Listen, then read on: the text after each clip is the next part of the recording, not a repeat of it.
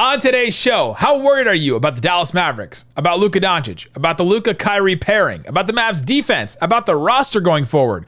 We'll give you our worried meter on all those things and more on today's Locked On Mavs. I'm Luka Doncic, and this is Locked On Mavericks podcast. Mavericks, NBA champions. Bang! It's good, and the Mavericks have won the game. If you don't believe, you shouldn't be here.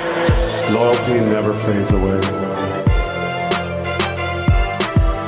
And welcome. You are locked on to the Dallas Mavericks. My name is Nick Angstadt, media member and NBA channel manager for the Locked On Podcast Network.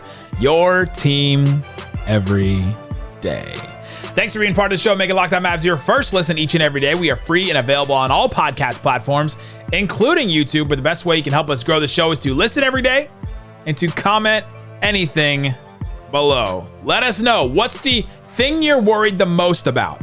We're going to do our worried meter on a bunch of different things today. Luka, the pairing with Luka and Kyrie, Nico Harrison, Jason Kidd, Josh Green losing some minutes. We'll do all that today, but give me the one thing you're worried about the most. It could be off season, could be going into the playoffs, rest of the season. Let us know. This episode is brought to you by FanDuel Sportsbook, official sportsbook partner of Locked On. Make every moment more. Visit FanDuel.com/LockedOn today to get started. And joining me, as always, my co-host, writer, and contributor at Mavs.com, the Worry Wart, the One More Thing King. What you got for me, Isaac Harris? Actually, I'm a warrior, so this is kind of... This is your idea. So. I know, because this is what I do. I have a food combination question for you at the top. Isaac, who among us adds another day in their life by worrying? What's the... We're not going down this route right now. Come on, Pastor Isaac, tell me. Somebody told me the other day that chili and cinnamon rolls go together. Like, that's a common pairing. Like meat, beans, like chili? Yes. Or like chili powder? Not like poured over the top, but like it's the combination of like, hey... I like literally multiple people were telling me like, yeah, you didn't grow up like every time your mom made chili, you also made, cinnamon rolls to eat as a dessert. And I was just like dumbfounded. It's such a weird pairing. What is going on? Cinnamon rolls are reserved for Thanksgiving morning and for Christmas morning. We always have cinnamon rolls. So I need people to tell me in the comments, is this a thing that you grew up with? Is this normal, that combo together? Or are you with me in that that's kind of insane? My mom always used to do pork chops and applesauce, and she would always say pork chops and applesauce. Like that would the applesauce would be the side with pork chops. And I didn't really get it. And it was an episode of the Brady Bunch. And it was like one of those things where I think it was the middle kid, Bobby, or have fun with that. Whoever the middle kid is. I think Bobby's the youngest boy. The middle boy was like walking around and he was like trying to investigate, and all he could think of was that's what they were having for dinner was pork chops and applesauce. He kept saying that over and over again. So that's a pairing that like came out of nowhere that came from my mom's TV watching as a child. So maybe now I'm worried about you. Maybe chili and cinnamon rolls comes from somebody like, I don't know, from some show back in HR Puffin stuff or something. That's a show my dad used to watch. All right, we're going to do our worried meter on the Dallas Mavericks. Let's start with this one. We'll do it a scale of 0 to 10. 10 is the most worried. We're like, it's keeping us up at night, basically. Yeah, the sirens are going off. Yeah. 0 is not worried at all. Sleeping like a baby. It's fine. Luka Doncic. Let's start with him. Everything rises and falls with him. His maturity. Jason Kidd's talked about it. We've talked about it. The technicals. He's reached 13 now. Get 15, 16, and he gets suspended for a game in the regular season. How worried are you about Luka Doncic right now? 3. I mean, yeah, I just, we talk about it a lot. We've talked about it over the past few days because Jason Kidd, basically called him out, after a game, and he's talked about the maturity, the text, and all that stuff. So it's been like a talking point for some Mavs, fans over the past few days at least. But on the grand scheme of things, it's so far down the list of things that needs to like change, or like for them to be a title thing, like that needs to change. He has to get better at it. But I'm not sitting there saying Luka getting a text, man, that's the reason why they're not getting the title. But for him to reach the next level of him as a player and like what he wants to be in his career and what all he could accomplish, that's part of what he has to change. So for his career, you're low. Like, just if you're looking in the grand scheme of things, you're low worried. What about this season specifically? I mean, I might up it like one more, like 4, just because I think, this team could go off and win, 3 or 4 in a row. And we might not, I don't think you're going to talk as much about his like maturity if they're like winning a ton of games, but he's going to get more frustrated whenever they lose. And it's like, all right, you see Isaac comes up with this thing at the top of the show, says, I'm a worrier. I worry about things. And the first thing that we throw out that everyone's talking about right now, he's like, it's like a 4. It's like nothing. It's like, no, it's like nothing. I'm trying to get better. I'm a 7. I'm a 7 this season because I think it is really holding this team back this season, and I also don't think it's going to get better this season. So that's why it's worried for me. I'm worried about it this season. Maybe I should be a 0 because I just have accepted what it is at this point, but I am worried about it. For his career, I put like a 4 or 5. I'm not. I think eventually he'll get there. He's just turned 24. He's getting to the point of his career where he has to start taking things really seriously. And usually guys at this point, when did Jordan win his first title? 26? LeBron, kind of the same thing, 27. It takes guys a little bit in their career in order for them to take a step forward in life, take a step forward in basketball, and mature. Like, it just does. Remember what JJ Barea said on JJ Redick's pod before last season? He's like, at some point, Luka's going to mature. He's going to get, he's going to get better conditioning and all that kind of stuff. And it's over for the league at that point. But for this season, I am worried about it. Is there more? Because I was ranking that based off just the maturity part of Luka. Me too. I'm more worried about, okay. Because I would say if you wanted to lump in conditioning and how much he tries on defense, I think of that, then I'm a little bit more worried. I think the trying on defense is maturity. But like the maturity part of like, we've seen him kind of flip the switch with refs to where he's gotten towards the end there of like needing one more tech and stuff. And he's kind of like toned it down some. I could see that if they start, they go on a little winning streak and all that. But yeah, I was on the Fan today, and Kevin Gray asked me, how worried are you about Luka getting suspended? I'm like, 0 out of 100. He's like, wait, why? And I was like, because he's done this the last two years. He gets to like 13, 14, and then he just stops. He turns it off, which is one of the reasons why it's so frustrating to see him argue with the refs and not get back on defense because he's upset about a call, because we've seen him totally switch gears at the end of a season when a suspension is on the line, right? And so that's what's so frustrating about this. But that definitely is something to be concerned about. Let's do another one here before we move on to Luka and Kyrie as a pairing, because I think it's a bigger conversation. How worried are you about Jason Kidd and the Mavs coaching staff right now? There have been many jokes made, maybe in the Locked On NBA DMs, about year 2 Jason Kidd. Are we experiencing year 2 Jason Kidd, and how worried are you? I'd say an 8. Yeah, that's exactly what I wrote. Yeah, I was an 8 too. I'm kind of worried about it. There's a lot of different strings on it, but just, I don't know, just how it seems like, it's hard to talk about this, but just like the players' response to at times, just some of the scheme stuff. It's beyond, because it's hard to talk about because it's beyond just he didn't call a timeout in the fourth there, so he sucks, or he didn't play this guy this amount of minutes, so he's bad. It's like a collective of like a bunch of random things, and some of that is how some of the players respond, and Luka's stuff this year, and some of the rotation stuff has been or still experimenting to the extremes with, Justin Holiday starting when he didn't have a team a few days ago.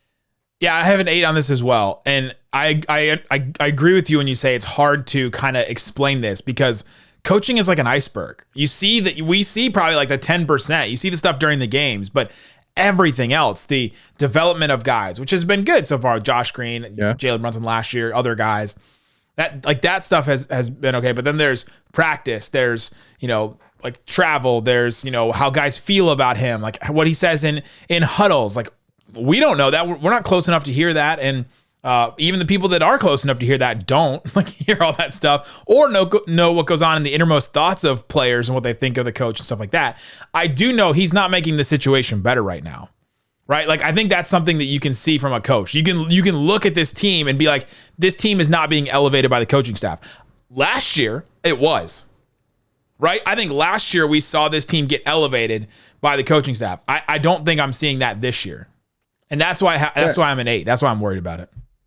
I don't know how much I would lump the whole coaching staff into that, but it's all together, right? Like, okay. A lot of people just blame just the top guy, Jason Kidd, but it's everybody, right? Like, okay. Sean Sweeney gets none of the blame because the defense is not good this year. We gave him a ton of credit last year because the defense was good. We don't. Okay. It's time for a break. I'm waiting for you to go to break. I'm waiting for you to say something controversial. If I keep on going, then it's going to go longer than the break. Isaac Harris, once again, using the break timing to the NBA channel manager, using the break time as a way to get out of a topic. Coming up, let's talk about the Luka Doncic Kyrie Irving pairing. We've seen them for 5 games. They're 1-4 in those games. All 4 of the losses have come down to crunch time. They have lost all of them in clutch games. The only one game they won, it was against the Spurs. How worried are you about the Luka Kyrie pairing? We'll talk about that coming up. But before we do, let me tell you about FanDuel. I was on FanDuel today. I'm going to do something that's going to hurt. Ooh. It's going to hurt your heart a little bit, but let's appreciate it for what it is right now. Let's do it. Jalen Brunson, most improved. He's plus 500. He actually moved up 100 odd points, whatever you want to call that. Larry Markin is still minus 280 for most improved player, so he's the odds-on favorite to win it. Brunson's behind him at plus 500. SGA plus 500. Yeah, why is the SGA number 1 on this? What are we doing? So there you go. If you feel like SGA should be number 1, if you feel like Brunson should be number 1, I think he's taken the biggest leap. If you think about the beginning of last season to now where he is, that's bigger than SGA's leap even too.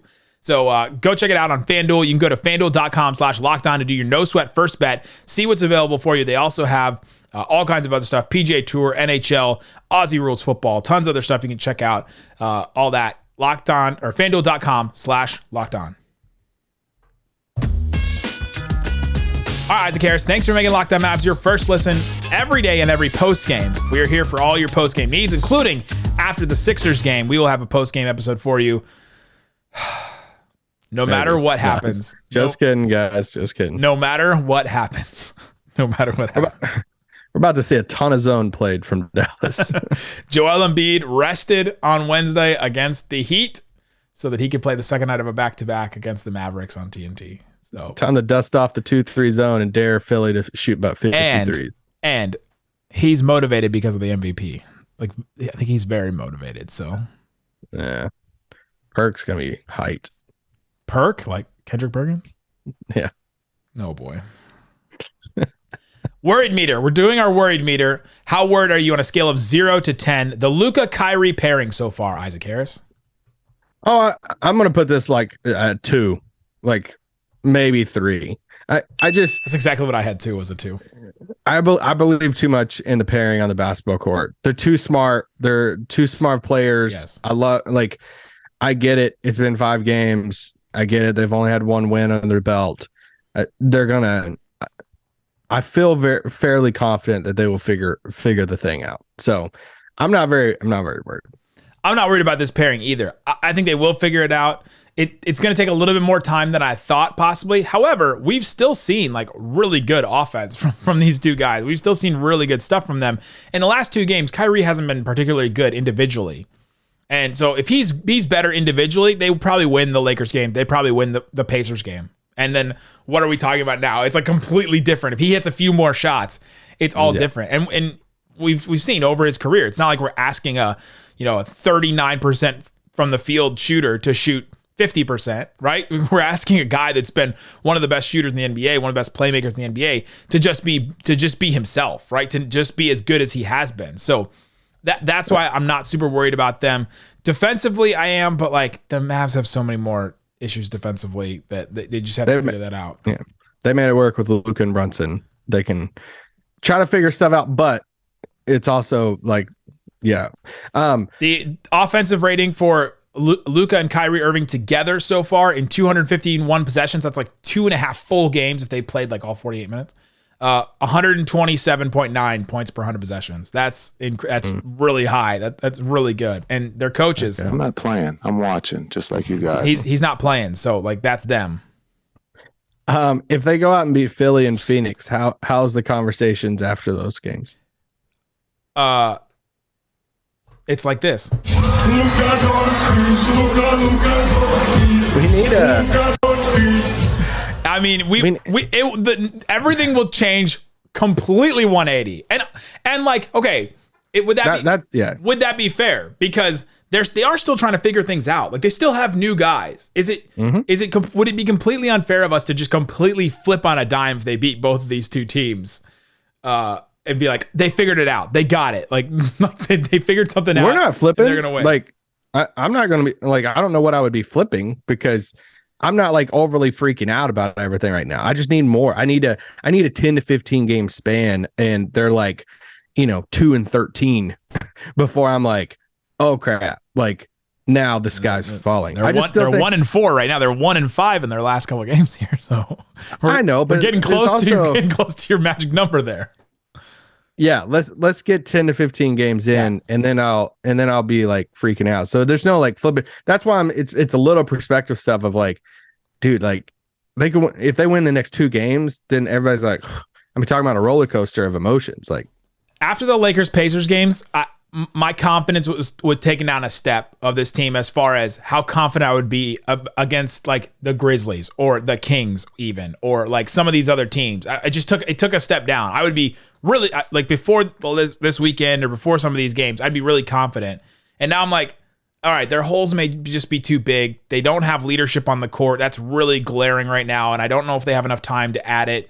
Coaching seems to be an issue right now. And so Marcus Aldridge still available. It really these last couple of games really knocked me down a peg. So if they won, we were also projecting though. Like I know we were showing confidence of playing some of these teams in the playoffs, but that was before we even seen Luka and Kyrie play together a lot. We still haven't. I mean, it's just 5 games, and so we were already projecting a little bit. I'm like, oh yeah, this duo. So like, in that confidence, I was projecting of like, all right, they had 22, 23 games at that point of projecting. Now they're down to 19 games left. Now we'll see how they. Kyrie said something interesting after the game the other night, and he said that, Oh, did he? Touche. He said he's putting a lot of pressure on himself right now, and he's also this has been a harder transition than he kind of expected, it seemed like, because he talked about a lot of these issues we're dealing with right now. We would figure out in preseason. We would figure out in a training camp. It's nonverbal communication. It's all these things. And so maybe, like you said, maybe it does take like a 10-15 game stretch. The problem is they only have like 15 19. or so games left. So so that has become an issue there. But the Luka and Kyrie pairing, I'm not really concerned about. No. Let's do the Mavs defense. How concerned are you about the Mavs defense? Well, and how do you want to word this?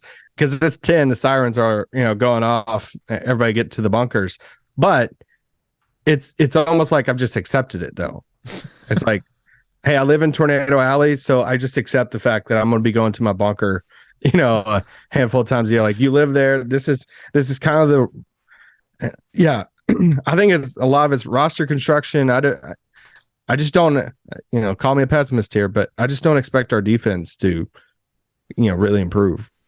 Yeah, I can see where you would say 0 because you've just accepted what it is. Like, accepted what it is. I'm at a 9.5. And the only reason why I'm not at a 10 and 9.5 as far as like, I'm worried about them. That's going to be their biggest weakness. If they figure out some of these other things that I think they can, their biggest weakness still, because of personnel, like you said, because of the guys they've lost, and because of they haven't been together and played together long enough, these guys that the Mavs have now, that's going to be the thing they're going to lose playoff series because of, is that. And the only reason why I'm not a 10 is because Max Kleber just came back. Like that gives me a 0.5, not even a full point, just a 0.5, because I thought you were going to say Christian Wood blocks. So I mean, well, him and Maxey together, that at least makes Christian Wood more playable. So we'll see what happens with that. But true. But with Maxey coming back, you at least have one guy that's connective tissue between some guys. He's also a back line, which adds a lot. If he becomes more of a vocal leader, which we saw a little bit against that Pacers team, I think he sat on the sidelines and watched a lot and realized, oh, Dorian's gone. Somebody's got to be calling out, like strays and and all that kind of stuff, and figuring out where guys need to go. I was trying to figure out what did Captain America say in the Avengers movie? He was like, you call out patters and strays. He would know that. To Iron Man. I was about to say Avengers Assemble. Let's get shawarma. Have you had shawarma? Let's get shawarma. Let's do another food thing. Coming up, let's talk about Josh Green, because I am a little worried about this. And we'll talk about Josh Green and why I'm worried about it coming up. But before we do, we got nothing. So there you go. We're back. I just straight autopiloted right into that non-ad read. I was about to make it. I could have done a fake one, but for you, the audience, for you listening right now, you're welcome. I didn't do an extra ad. We're doing our worried meter, scale of 0 to 10. We should have had BetterHelp for today. Oh, I need some BetterHelp. I had a therapy session on Tuesday, and it was really good. I just needed to talk some things out. I have not gotten to the point where I've talked about the Mavericks. I was gonna say you're in there. No, I've not gotten to that point yet. Maybe because there's enough stuff going on up here that I need to figure out. But you're like, Twitter's tough right now. Dude, some guy called me fat in my DMs. Mavs man is still bothering me. I have not talked about the Mavs in my therapy session, but we'll see. Josh Green losing minutes to Justin Holiday. His minutes seem to have taken a step down, whether it's to Justin Holiday or whoever else, Tim Hardaway, Bullock, whoever. How worried are you about just Josh Green's role right now and the direction it seems to be heading? This one's tough because I just don't understand it. Shocking here. I don't care who starts. I don't care the fact that Justin Holiday starts and Josh Green comes off the bench. I care more about who plays the most minutes. If Josh came off the bench and still got, 30, 35 minutes, sign me up. Still playing a lot. But the other night, it's like he lost a lot of minutes to Justin Holiday. Yeah. And I'm like, he hasn't been shooting the ball that bad, right? So I'm kind of worried, but I'm more worried about what Kid thinks of than actually Josh as a player right now. So I don't know, 5, 6. I had a 6 on this as well. And I appreciate you being consistent with the not worrying about starting when it came to Christian Wood at the beginning of the season and now with Josh Green later in the season. I appreciate the consistency on that take. Josh Green, though, he went from after the trade, he played 40 minutes in that Clippers game that they won. 37, 40 minutes against the Kings that second game, the first one with Luka and Kyrie, 37 in that Timberwolves game. And now last couple of games against Denver, it was 29, which is whatever. I don't even count that one. The Spurs, it was 25. They had that game pretty much in hand. But these last two, Lakers, 15 minutes, Pacers, 22 minutes. And it's just okay, he was doing good things. He got in some foul trouble in the Lakers game. I'll give Jason Kidd that one. But even if he's playing him 22 minutes, we were sold that Josh Green was supposed to be the guy that took over for Dorian, that was elevated, that took a step up after this trade. Part of the reason why we felt comfortable trading Dorian is we feel really good about Josh Green stepping into that role. I do understand giving Justin Holiday some more time because he's new, trying to fit him in if they think he's going to be part of the rotation, even if they don't expect Justin Holiday to be like a 30, 35, 40 minute a game guy. Later, to give him some extra run right now, push Josh Green down a little bit, and then bring him back up. But do that with Tim Hardaway. Don't do that with Josh Green. That's the thing that I don't understand right now, and I just don't get where. So I'm a 6 at this one. I'm worried about it. I'm not freaking out about it quite yet because he is still playing. It's not like he went to DNP CD, but I am worried because I don't know what Jason Kidd's doing with this. I don't either. 5. right in the middle. Let's do a couple off-season ones, or just aggregate all Mavs ones. Nico Harrison. How worried are you about Nico Harrison? Let's look at the job he's done so far and project it going forward. Projecting going forward, how worried are you about Nico Harrison? Scale of 0 to 10.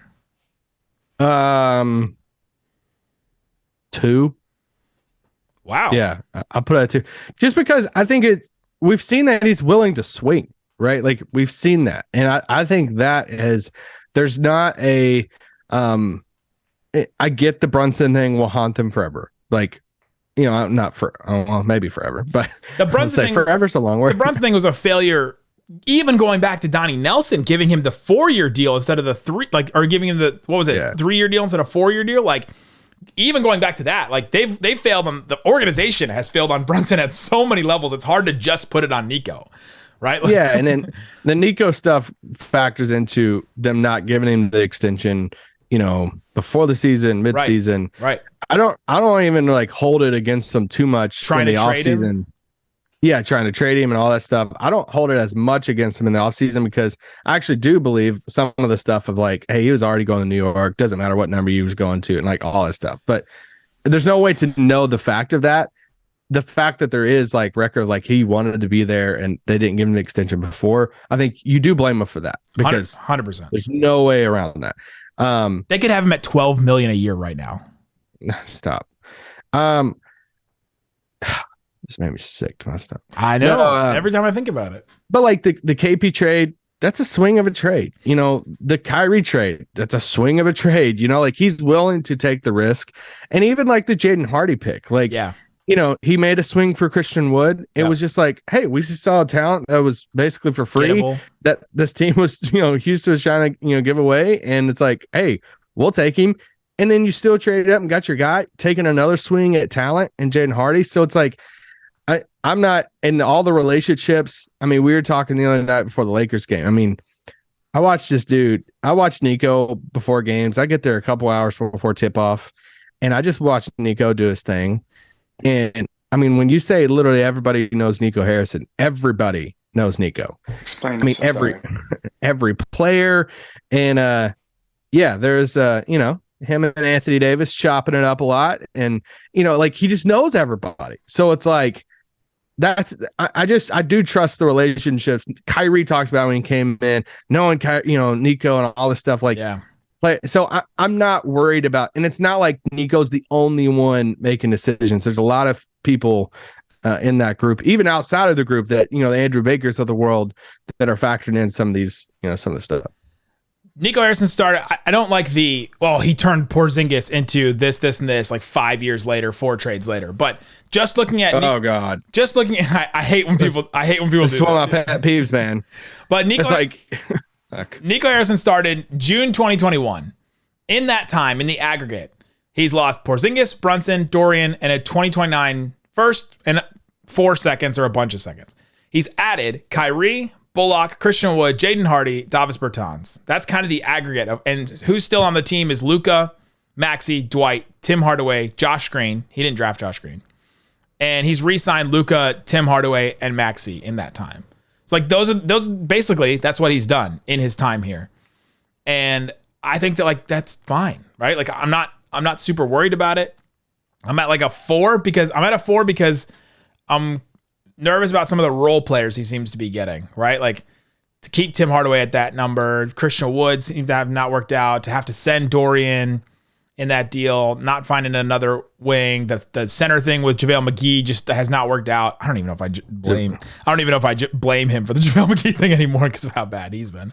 Well, I want to see what role players he wants to put around Luka. He hit on the Bullock thing. That was a huge hit. That was like a huge hit that he got at the beginning of his time. He signed him in free agency. Yeah. But like there hasn't been singles. Like just hit a single, right? Just give me like a solid guy that can play some minutes, here and there. And there hasn't been a lot of that. Still believing in Josh. I think that's one thing. They could have traded Josh if they wanted to, but I want to see the next round of role players alongside Luka, because a lot of these guys he inherited. Like he inherited Tim. But he re-signed him. Well, he re-signed him, yes. Yeah.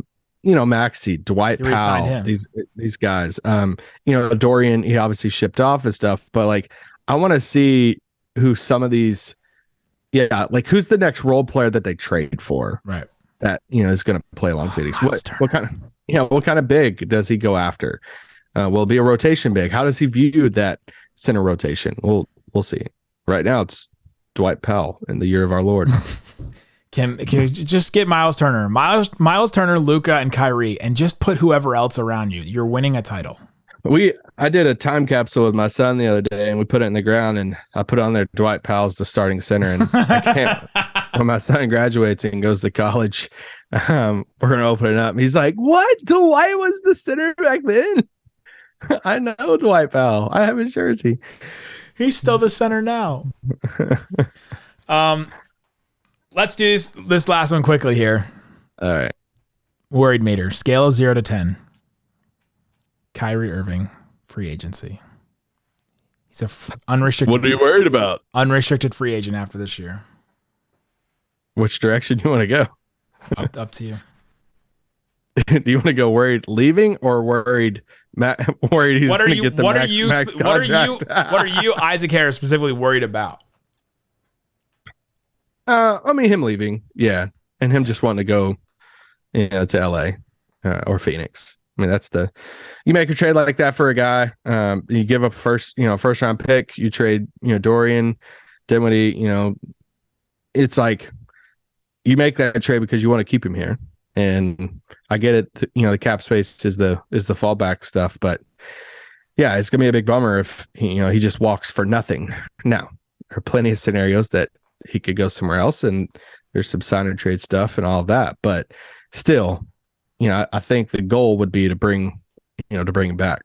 But unless things just tank, towards the end of the year and the worry meter goes up, and yeah, as long as Kyrie's playing basketball on the basketball floor with Luka, I'm not as worried. I will get worried about the pairing if some things happen, off the court and all that. I'm at a 2 because there's always something out there. Like it's that thing in the back of your mind. It's like I got to do my taxes. It's like something in the back of your mind. Like gotta remember to do that. Long-term type. I didn't even give a number. Long-term type thing. But there's always something there. But I can't get myself worked up about it just yet. Oh, I'm definitely higher than that. Worried that he's going to leave. Yeah, I'm probably like 6 or 7. But I can't bring myself to be actively worried about it just yet. I don't want to think about it too much. But it's like, hey, where are we at right now? I'm better at suppressing my worry. Ask me in like 3 weeks whenever the Mavs go like 10-2, and like, hey, yeah, you'll feel totally different. Although with Kyrie, it's always, you never know. You just never know. No, it's like Kawhi. You don't know. There you go, guys. Thanks so much for hanging out with us on Locked On Mavs and being part of the show. Go listen to Locked On NBA Game to Game. Go listen to Locked On NBA today. It's me and Pat, the designer. We talk about KD. We'll talk about some other stuff. Yeah, go listen to Patty D. He's the reason to tune in. We'll have some fun on it. Guys, thanks so much for listening to Locked On Mavs. Peace out. Boom.